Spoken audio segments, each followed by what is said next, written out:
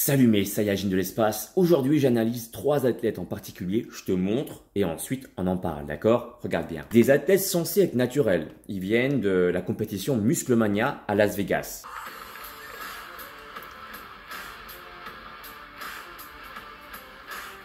Lui, je l'analyse, tu verras dans la suite de la vidéo.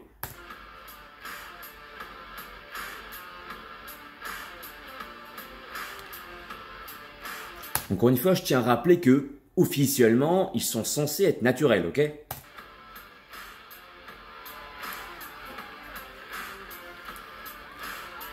Lui aussi, je l'analyse.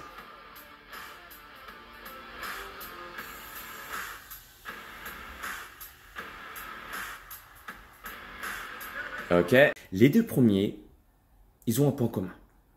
Et aujourd'hui, c'est ce que je souhaite te partager. Souvent, on dit qu'on peut déceler des signes avec de l'acné, avec des signes de problèmes de peau, mais on parle pas beaucoup, je trouve, de problèmes de kyste. Et j'ai décelé dans une vidéo, je te montre maintenant. Est-ce que tu vois ici la petite boule là, juste en bas du nombril ici?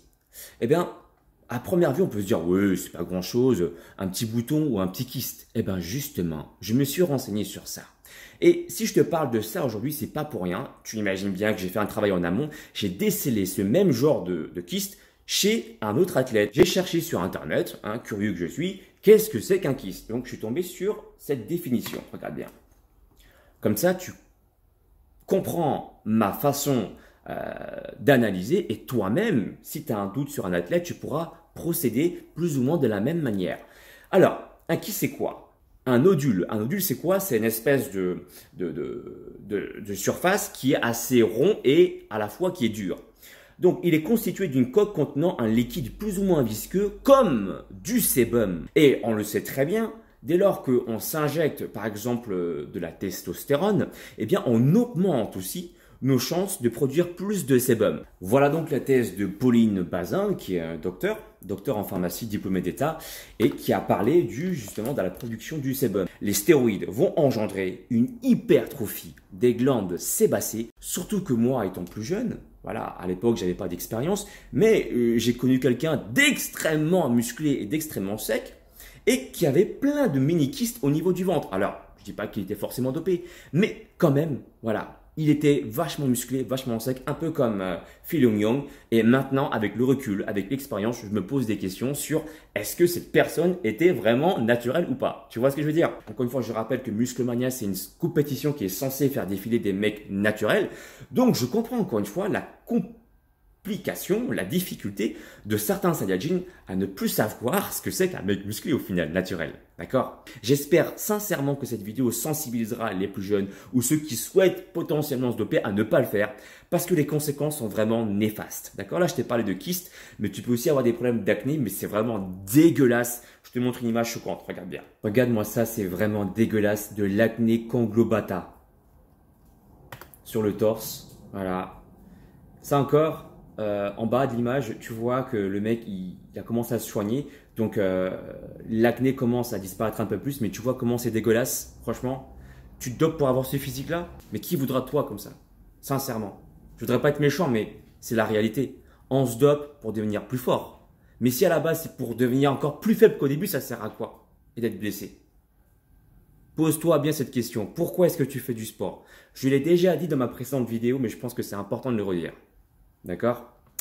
Et un autre signe qui m'a permis de déceler que Kiri Tolson est potentiellement dopé, c'est cette partie-là, à 2 minutes 50. Regarde bien.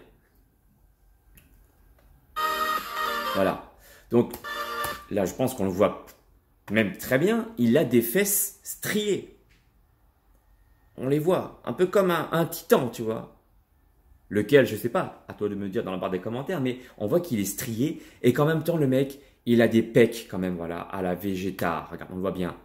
Hyper massif, un dos très musclé. Et donc, quand tu es très musclé et très sec en même temps, pour la plupart du temps, on a recours à des produits.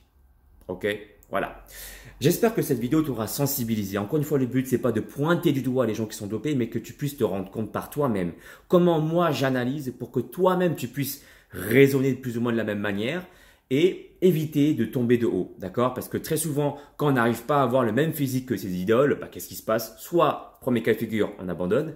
Deuxième cas de figure, on finit comme ses idoles, pour la plupart du temps, dopé. On va finir par se doper, d'accord? Voilà.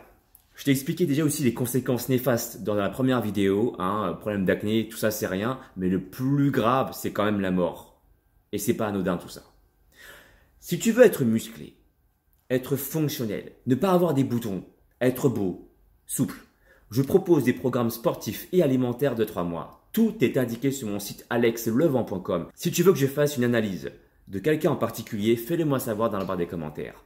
Peace and joy. Mon ami, si tu veux acquérir les pouvoirs d'un vrai Super Saiyan, alors abonne-toi à la chaîne d'Alex Levent. Ces entraînements feront de toi un super guerrier de l'espace. Le véritable Super Saiyan, c'est pas moi, c'est lui. Et rendez-vous sur sa chaîne, les amis. Et cool, soyez cool. Copain, tu veux te transformer en super guerrier? Eh ben, abonne-toi à la chaîne de Alex Levent. C'est normal, quoi.